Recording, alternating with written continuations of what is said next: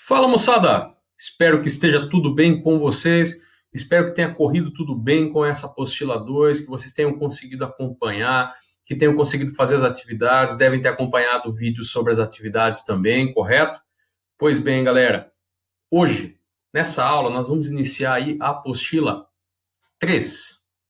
A apostila 3, pessoal, assim como a 4, a 5, a 6, todas essas trabalham a parte da geopolítica mundial, certo? Geopolítica mundial. E como que o autor busca dividir, pessoal, essas apostilas? Simples. Ele começa primeiro pelo mundo desenvolvido, depois pelo mundo emergente e depois o mundo subdesenvolvido, certo? Nesse primeiro momento, pessoal, nós trabalharemos o chamado mundo desenvolvido, que lá durante a Guerra Fria era chamado de primeiro mundo, ou seja, países capitalistas ricos, certo? Ou países ricos, simplesmente, ok? Pois bem, pessoal, quando nós falamos de primeiro mundo, que já nem usa mais essa nomenclatura, para falar a verdade, né? A gente chama de mundo desenvolvido, nós temos que lembrar aí de Estados Unidos, Canadá, Japão, oeste da Europa, né? Europa Ocidental, Austrália, que é uma exceção ali no hemisfério sul, tá? E o autor ele começa exatamente pelos Estados Unidos. Só que eu vou fracionar para vocês, pessoal, essa primeira aula sobre Estados Unidos para ficar um pouquinho menos carregado, tá? Nesse primeiro momento, nós vamos falar sobre a sua formação territorial. Por que formação territorial? Vamos lá. Quando nós falamos em Estados Unidos, pessoal, hoje, dá uma olhadinha, ó. Esse mapa aí, tá vendo? Nós temos hoje aí um país, pessoal, composto por 50 estados. Para falar a verdade, são 48 mais 2, né? 48 em terras contínuas, como vocês estão vendo no mapa ao lado, e mais 2 descontínuos, que é o caso do Alasca e é o caso também do arquipélago do Havaí. Mas os Estados Unidos têm apenas esses territórios? Não, pessoal. Tem alguns territórios aí que são chamados de estados não incorporados.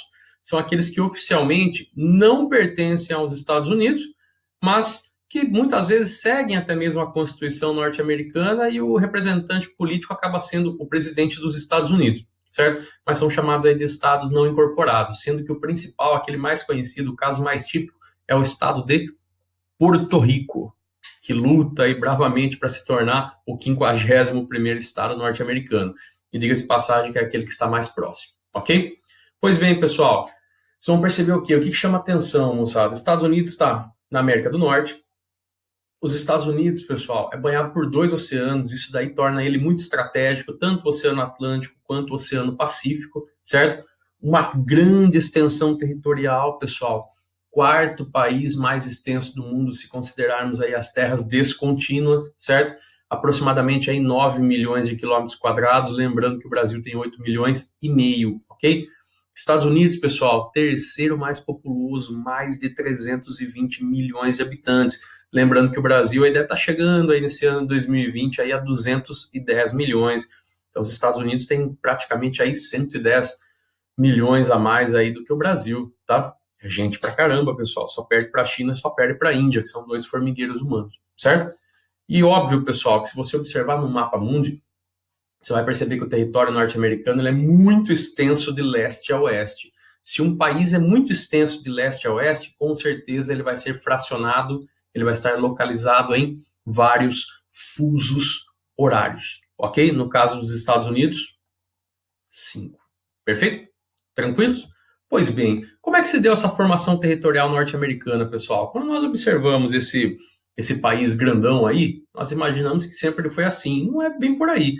Quando nós vimos já a geografia do Brasil lá no 7º ano, um pouquinho até na primeira série também, vocês devem ter percebido, pessoal, como que um país ele começa a se formar aos poucos, tá?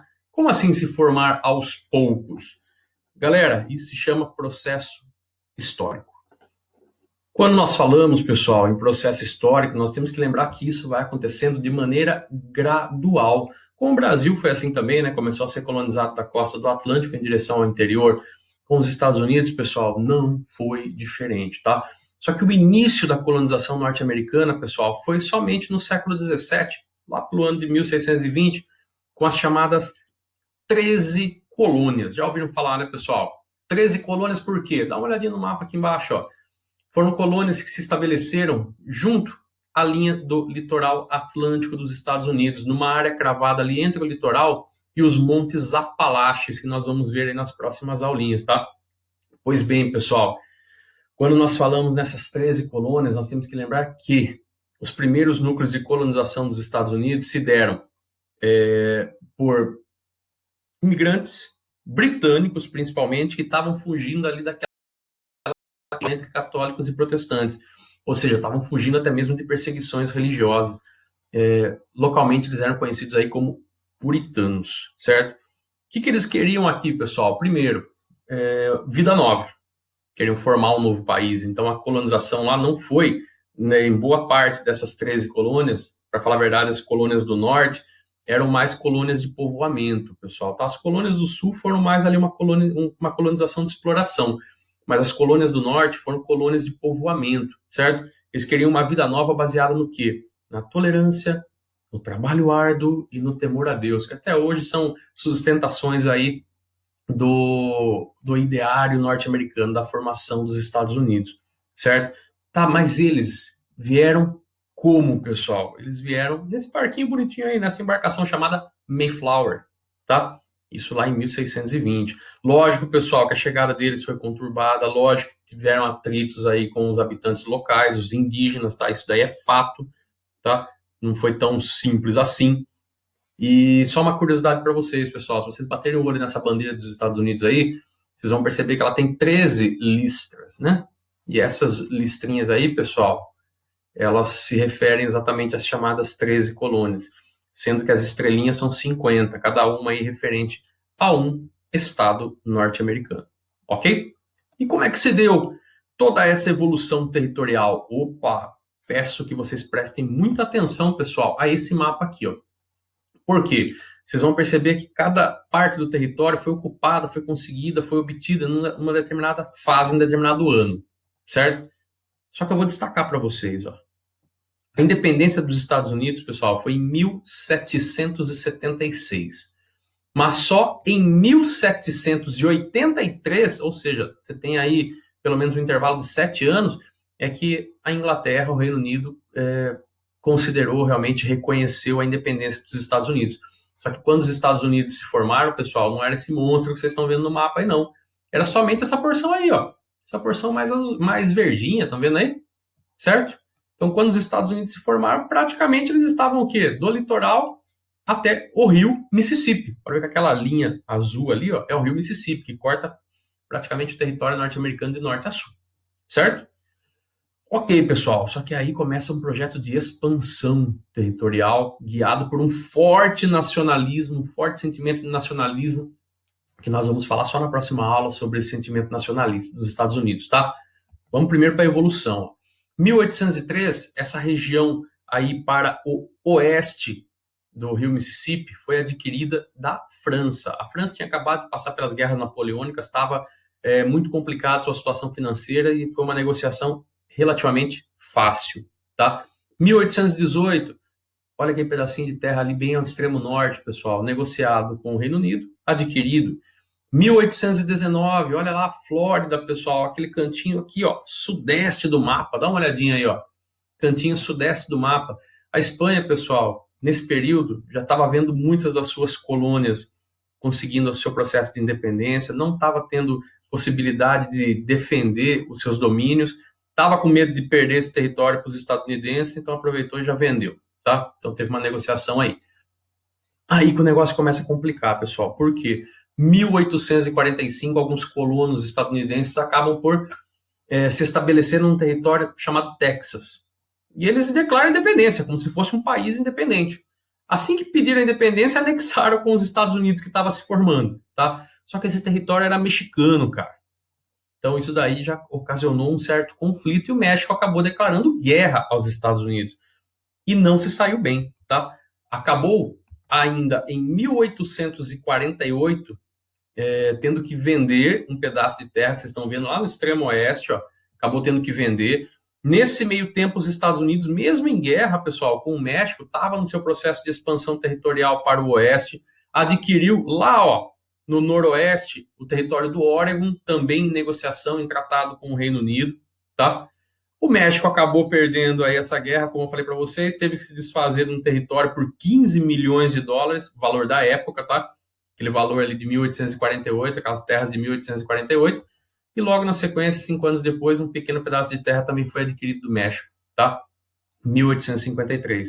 Percebam, pessoal, o território contínuo, ó, aqui na costa do Atlântico, se inicia em 1783, e em questão de 70 anos os Estados Unidos conseguem ampliar o seu território até a costa do Pacífico, ou seja, saíram do Atlântico até o Pacífico em 70 anos. Parou aí? Não. O processo expansionista continuou, pessoal. Em 1867, adquiriram o Alasca, que na época pertencia à Rússia. Lembrando que o Alasca é lá na ponta noroeste lá da América, pessoal, lá em cima, como a gente fala no mapa, né? Lá no extremo norte. Na época, uma coisa muito contestada, mas hoje realmente se prova uma atitude muito certeira. Primeiro, um local geoestratégico. Por quê? Porque pertencia à Rússia, então a Rússia estava na Ásia, ainda tinha uma pontinha da América. Hoje já não tem mais a Rússia na América, certo? E depois, logo após isso daí, foi descoberto petróleo, pessoal. Então, foi uma compra muito certeira, na época por 7 milhões de dólares, certo? E em 1898, os Estados Unidos anexam o arquipélago do Havaí. Então percebam, pessoal, que em questão aí de 115 anos, os Estados Unidos se formam, tá? Em questão de 70 anos, eles saem da costa do Atlântico até a costa do Pacífico. Aí, se somar a aquisição do Alasca e mais o do Havaí, nós temos aí a formação do território praticamente em 100 anos. Então, nós vimos aí um país que conseguiu se expandir muito rapidamente, ok? Como é que se deu isso? A gente vai falar na próxima aula, beleza? Abração!